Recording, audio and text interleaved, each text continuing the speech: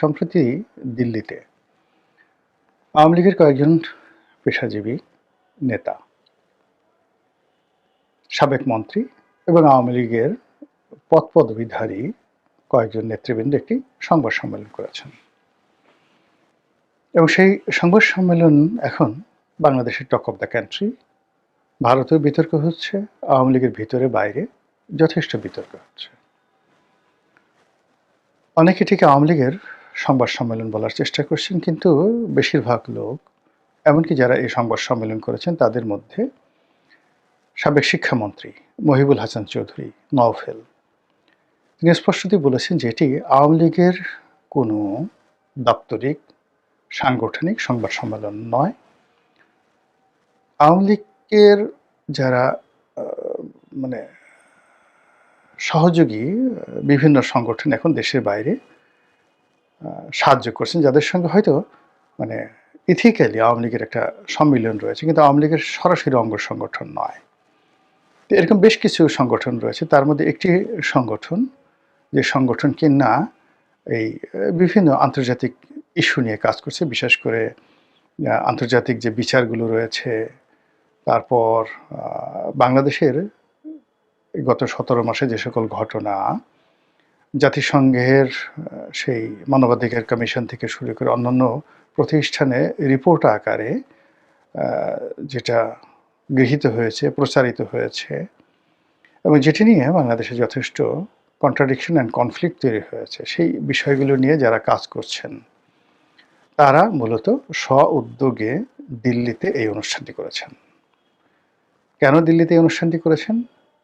তারা বলার চেষ্টা করছেন যে আমরা পৃথিবীর অনেক দেশেই এই অনুষ্ঠান করার চেষ্টা করেছি, কিন্তু সব দেশগুলো অ্যাজ এ ফরেনার, বিদেশি নাগরিক হিসেবে সেই অনুষ্ঠান করার অনুমতি দেয় না। কিন্তু কিছু কিছু রাষ্ট্র তাদের নিজ দেশে বিদেশিদেরকে সংবাদ সম্মেলন করার অনুমতি দেয়। সেগুলোর মধ্যে সুইজারল্যান্ড, তারা সুইজারল্যান্ডে দিয়েছেন, ইংল্যান্ড দেয়, ইংল্যান্ডে দিয়েছেন, এবং ভারত দেয়, তারা ভারতে দিতে এসেছেন। দুটো কারণে ভারতে দিচ্ছেন। এই কারণ হলো জাতিসংঘের আমাদের এই যে বাংলাদেশ সংক্রান্ত যে সকল প্রতিষ্ঠান রয়েছে, সে সকল প্রতিষ্ঠানের যে আঞ্চলিক অফিস, সেই অফিসগুলো দিল্লিতে। তো এই কারণে তারা এই দিল্লিতে এসে সংবাদ সম্মেলন করেছেন, এবং অন্য জায়গাতেও তারা আগামীতে সংবাদ সম্মেলন করবেন। এটি নিপাট একটা তাদের যে রেগুলার কার্যক্রম, আওয়ামী লীগ মাইন্ডের যে নেতাকর্মীরা যে যার অবস্থান থেকে, কেউ হয়তো ব্যক্তিগতভাবে, কেউ হয়তো সাংগঠনিকভাবে, কেউ হয়তো একটা সংগঠন করে, কেউ একটা প্রতিষ্ঠান করে এখন এই ইউনূস সরকারের বিরুদ্ধে, বর্তমান সরকারের বিরুদ্ধে আওয়ামী লীগের পক্ষে ন্যারেটিভ তৈরি করার চেষ্টা করছেন, তারই একটা ধারাবাহিক অবস্থা। এবং তিনি যেটি স্পষ্ট করেছেন যে তাদের এই সংবাদ সম্মেলনের সঙ্গে আওয়ামী লীগের কোনো সম্পর্ক নেই, সাংগঠনিক কোনো যাকে বলা হয় বাধাও নেই, আর অনুমতিও নেই। শেখ হাসিনা জানেন কি জানেন না এই বিষয়ে প্রশ্ন করা হয়নি, তিনি বলেননি। তো এই হলো মোটামুটি অনুষ্ঠান নিয়ে আলোচনা। এখন এখানে যারা উপস্থিত ছিলেন তাদের মধ্যে নওফেল সাহেব ছিলেন, হাসান মাহমুদ সাহেব সাবেক পররাষ্ট্রমন্ত্রী তিনি ছিলেন, আর ছিলেন সেই ব্যারিস্টার নিঝুম মজুমদার, ওনারা সবাই ছিলেন। তো এর মধ্যে ব্যারিস্টার নিঝুম মজুমদারকে নিয়ে আওয়ামী লীগের ভিতরে নানা রকম যাকে বলা হয় আলোচনা আছে, সমালোচনা আছে। তার পক্ষে অনেক লোক আছে, বিপক্ষে অনেক লোক আছে। এর কারণ হলো নিঝুম মজুমদার দ্য ওয়ে যেভাবে তিনি কথা বলেন, অ্যারোগ্যান্টলি শেখ হাসিনার পক্ষে, আওয়ামী লীগের পক্ষে, এটা আওয়ামী লীগের যারা খুব কনজারভেটিভ লোকজন, তারা এতে খুব শান্তি পান, যে কথাগুলো তারা বলতে পারেন না কিন্তু তারা বলতে চান, ঠিক সেই কথাগুলো নিঝুম মজুমদার খুব স্ট্রিক্টলি অ্যান্ড স্ট্রংলি তিনি সেই কথাগুলো বলতে পারেন। তার উচ্চারণ, তার শব্দচয়ন, তার যে রাফ অ্যান্ড টাফ হিম্যানশিপ যেটাকে বলা হয়, সেটা যে হিম্যানশিপ যাদের মধ্যে আছে, যেমন ধর্মেন্দ্র, যাকে বলা হয় হিম্যান, তো এরকম একটা আইরনি ভাব নিঝুম মজুমদারের মধ্যে আছে। আর আওয়ামী লীগের যারা লিবারেল যারা লোকজন আছে, তাদের বক্তব্য হলো যে এই মুহূর্তে আওয়ামী লীগ যেহেতু একটা ব্যাকফুটেজে আছে, আওয়ামী লীগের বেশি দরকার হলো মানুষের সহানুভূতি। তো সেই সহানুভূতি অর্জন করার ক্ষেত্রে নিঝুম মজুমদার বা তাদের মতো যারা লোকজন মানে যারা খুব স্ট্রংলি প্রতিপক্ষকে গালাগাল করেন এবং আওয়ামী লীগের সকল ন্যারেটিভকে তারা এখনো পর্যন্ত জিন্দা রাখতে চান, এটি মানুষের মনে একটা বিষক্রিয়া তৈরি করে। কাজেই এই লোক আওয়ামী লীগের জন্য লায়াবিলিটিস। এর বাইরে তার ছাত্র জীবনে আওয়ামী লীগের একটা সবচেয়ে বড় মানে যাকে বলা হয় ন্যারেটিভ, যে এখানে ছাত্র জীবনে যারা ছাত্রলীগ না করেছে, তাদের শিক্ষা জীবনে তাদের বাবা মা আত্মীয় স্বজন কেউ দেখা গেল এমপির ছেলে, আওয়ামী লীগ এমপির ছেলে, আওয়ামী লীগ সভাপতির ছেলে বা মেয়ে, বা নিজে ছাত্রলীগ করেছে, এটা হলো আওয়ামী লীগ করার প্রথম পরিচয়। তো সেক্ষেত্রে নিঝুম মজুমদার কোত্থেকে এলেন, বাড়ি কোথায়, ছাত্র জীবনে তিনি কোন শিক্ষা প্রতিষ্ঠানে ছিলেন, কবে ছাত্রলীগ করেছেন, কোন কমিটিতে ছিলেন, কোন মিছিলে ছিলেন, কোন মিটিংয়ে ছিলেন, এবং আওয়ামী লীগের যে দুঃসময়গুলো গিয়েছে সেই দুঃসময়গুলোতে তিনি কি করেছেন, এই জিনিসগুলো আওয়ামী লীগের যারা জানে না, কিন্তু বাংলাদেশে নিঝুম মজুমদারকে চেনেন না, তারা এই প্রশ্নগুলো করতে চান।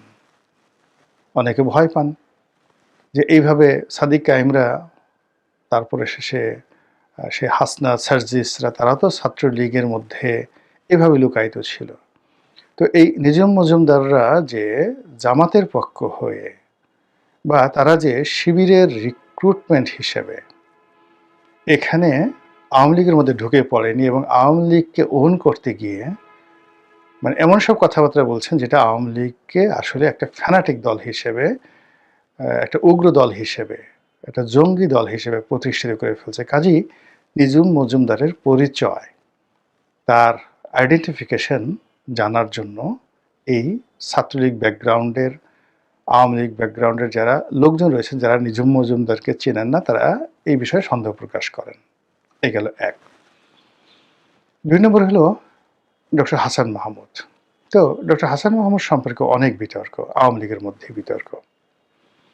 প্রথম বিতর্ক হলো যে তিনি এই আওয়ামী লীগের যে কজন মন্ত্রী ছিলেন যাদের বিরুদ্ধে দুর্নীতির অভিযোগ অনেক অনেক বেশি, তাদের মধ্যে তিনি উজিরে আলা, প্রধানতম মন্ত্রী ছিলেন তিনি। মানে মন্ত্রী পদমর্যাদায় he was the one of the leading minister যারা এই করাপশনের সঙ্গে জড়িত ছিল। ২ নম্বর হলো যে ক্ষমতাকে পাকাপোক্ত করার জন্য সেই বা আওয়ামী লীগকে সেভ করার জন্য, প্রতিপক্ষকে ঘায়েল করার জন্য আওয়ামী লীগের পুরো জমানাতে যে কয়জন মন্ত্রী বক্তব্য দিয়েছেন এবং তাদের বক্তব্য যথেষ্ট বিরক্তি তৈরি করত, প্রতিপক্ষকে বিক্ষুব্ধ করত এবং আওয়ামী লীগকে বিপদে ফেলত এবং আওয়ামী লীগ একটি যাকে বলা হয় একটা অসামাজিক দল হিসেবে, যাদের জবানের কারণে আওয়ামী লীগ একটি অসামাজিক দল হিসেবে, অসভ্য দল হিসেবে ভদ্রলোকের কাছে নিন্দিত হতো, তাদের মধ্যে প্রধানতম ব্যক্তি ছিলেন ডক্টর হাসান মাহমুদ। আপনারা সবাই জানেন যে তিনি যখন পালাচ্ছিলেন বাংলাদেশ ছেড়ে এয়ারপোর্ট দিয়ে, ওই সময়টা তিনি এবং পলক একসঙ্গে পালাচ্ছিলেন। তো একসঙ্গে পালাতে গিয়ে সেই হাসান মাহমুদ চলে গেলেন নিরাপদে, পলক ধরা পড়ল। এর অর্থ যে পুলিশের সঙ্গে, এয়ারপোর্ট কর্মকর্তাদের সঙ্গে, ডিজিএফআইয়ের সঙ্গে হাসান মাহমুদের যে একটা অতীত সম্পর্ক অতীতে ছিল, বিশেষ করে 111-এর সময় আমরা হাসান মাহমুদকে আসলে চেনা শুরু করি যে লিডার হিসেবে, শেখ হাসিনার ঘনিষ্ঠজন হিসেবে ১/১১-র সময়। তিনি চট্টগ্রাম বিশ্ববিদ্যালয়ের ছাত্রলীগের নেতা ছিলেন। এরপর বহুদিন তিনি দেশের বাইরে ছিলেন, সুইডেনে ছিলেন। তো সেখান থেকে শেখ হাসিনার পিএস হিসেবে তিনি আসেন, পলিটিক্যাল সেক্রেটারি হিসেবে আসেন বা পার্সোনাল সেক্রেটারি হিসেবে আসেন, এবং তার যে কথাবার্তা, তাকে এবং সৈয়দ আশরাফকে আমরা একেবারে প্রথম লাইমলাইটে দেখি 111-এর সময়। তো 111-এর সময় তিনি এলেও ওই সময়টাতে তার অর্থনৈতিক অবস্থা ভালো ছিল না। তিনি বিদেশ থেকে আসতেন, সেই ঢাকার শ্যামলীর রিং রোডে একটা ছোট্ট বাসাতে তিনি থাকতেন, একেবারে সাধারণ। সম্ভবত ওই সময় সেই ১/১১-এর সময় ওই বাসার ভাড়া নট মোর দ্যান ৫ থেকে ৬ হাজার টাকার বেশি ছিল না। এই ছিল তার সামাজিক অবস্থান। তো সেখান থেকে এখন ডক্টর হাসান মাহমুদ কোন অবস্থায় আছেন, তার মানে যা না টাকা পয়সা তার চেয়ে তার দুর্নাম বদনাম অনেক বেশি, আর তার প্রতিপক্ষরা মানে যা বলা বলি করছে, যেটা যেহেতু হাসান মাহমুদ সাহেবের সঙ্গে আমার খুব ভালো সম্পর্ক, এই কথাগুলো আমার ব্যক্তিগত মুখ দিয়ে বলতে চাচ্ছি না। তো সেই হাসান মাহমুদ, যাকে আওয়ামী লীগের লোকজন মনে করে যে কজন লোক শেখ হাসিনাকে ডুবিয়েছেন তার মধ্যে হাসান মাহমুদ অন্যতম, তিনি আবার এখানে কেন সংবাদ সম্মেলনে আসলেন? তাহলে শেখ হাসিনার কি হলো?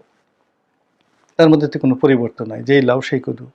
এখন যদি মানে শেখ পরিবারের যে লোকগুলো গত 15 বছরে খুবই নিন্দিত হয়েছেন, মানে কেউ শেখ হাসিনার ফুফাতো ভাই, কেউ খালাতো ভাই, মামাতো ভাই, আত্মীয়-স্বাত্মীয় পরিচয় দিয়ে এদের ব্যাপারে আওয়ামী লীগের ভিতরে, মানে বাইরে যতটা না বিরক্তি, আওয়ামী লীগের ভিতরে তত বেশি বিরক্তি।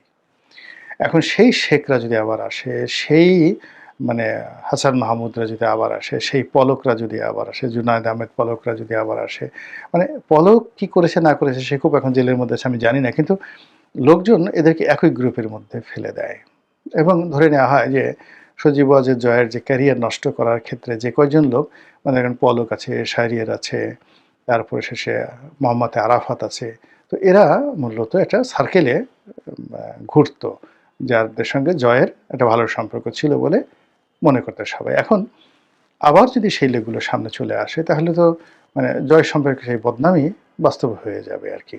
তো এগুলো নিয়ে আওয়ামী লীগের মধ্যে কিন্তু একটা ভীষণ রকম প্রতিক্রিয়া তৈরি হয়েছে যে এই যে দিল্লিতে যে সংবাদ সম্মেলন হলো, এটি কি শেখ হাসিনার নির্দেশে হয়েছে? তিনি কি জানতেন? আর তিনি যদি জানতেন তাহলে তো এই দলের কোনো ভবিষ্যৎ নেই। আবার অন্যদিকে যেটা আসছে যে তিনি যদি না জানেন তাহলে তারা এই কাজটি করতে সাহস পেলে কীভাবে? তাহলে কি আওয়ামী লীগের মধ্যে কোনো বিভক্তি দেখা দিয়েছে? আওয়ামী লীগের মধ্যে কোনো গ্রুপিং হচ্ছে? সেই ১/১১-র মতো কি আওয়ামী লীগ আবার ভেঙে টুকরো, টুকরো করার চেষ্টা করা হচ্ছে? আবার আওয়ামী লীগের ভিতর থেকে কি কোনো কিংস পার্টি তৈরি করা হচ্ছে? যাদের সঙ্গে বাংলাদেশে বহুল আলোচিত, এখন শোনা যাচ্ছে রিফাইন্ড আওয়ামী লীগ। সেই রিফাইন্ড আওয়ামী লীগ অর্গানাইজ হচ্ছে দিল্লিতে, অর্গানাইজ হচ্ছে কলকাতাতে, অর্গানাইজ হচ্ছে ইংল্যান্ডে, বাংলাদেশে অর্গানাইজ হচ্ছে এবং এর সঙ্গে জড়িত, এর সঙ্গে আমাদের গোয়েন্দা সংস্থাগুলো জড়িত, এর সঙ্গে আমেরিকা জড়িত। এই কথাগুলো আকাশে বাতাসে ঘুরে বেড়াচ্ছে। আর তারই প্রতিক্রিয়াতে এই দিল্লিতে যে সংবাদ সম্মেলনটি হলো, সেই সম্মেলনে ওই লোকগুলিকে দেখা গেল যাদের সঙ্গে ডিজিএফআই সম্পর্ক ভালো আছে, যাদের কিনে বিতর্ক আছে, যাদের মধ্যে গুপ্ত শিবির, গুপ্ত জামাত, এই ধরনের যে ন্যারেটিভগুলো যাদের বিরুদ্ধে খুব ইজিলি ত্যাগ করে দেয়া যায়। এবং আপনারা জানেন যে যখন ডক্টর হাসান মাহমুদ ছিলেন ক্ষমতাতে, তিনি চট্টগ্রাম ভিত্তিক যে ইসলামিক সংগঠনগুলো ছিল সেগুলোর সাথে তার খুব ভালো সম্পর্ক ছিল এবং তিনি হাটহাজারী যে গ্রুপটা ছিল তাদের সঙ্গে তিনি নিয়মিত যোগাযোগ রক্ষা করতেন। তো এখন তিনি আসলে কি করছেন? এর বাইরে আবার নভেল সাহেব আছেন। তো চট্টগ্রামের রাজনীতি, ফটিকছড়ি রাজনীতি, তারপরে সালাউদ্দিন কাদের চৌধুরী এলাকার যে রাউজান, সেই রাউজানের রাজনীতি, চট্টগ্রাম শহরের রাজনীতি, এর সঙ্গে আওয়ামী লীগ, সব মিলিয়ে এই যে এখানে যারা আসছে, এইটাকে নিয়ে আওয়ামী লীগের মধ্যে যে বিতর্ক হচ্ছে, তার সঙ্গে সঙ্গে বাংলাদেশের বিতর্ক হচ্ছে এবং সবাই বলার চেষ্টা করছেন যে হঠাৎ করে এরকম একটি সংবাদ সম্মেলন সম্ভবত ডাল মে কুছ কালা হ্যায়, ডালের মধ্যে কালো কালো কিছু একটা আছে, মাসকলাইয়ের ডাল হয়তো আছে।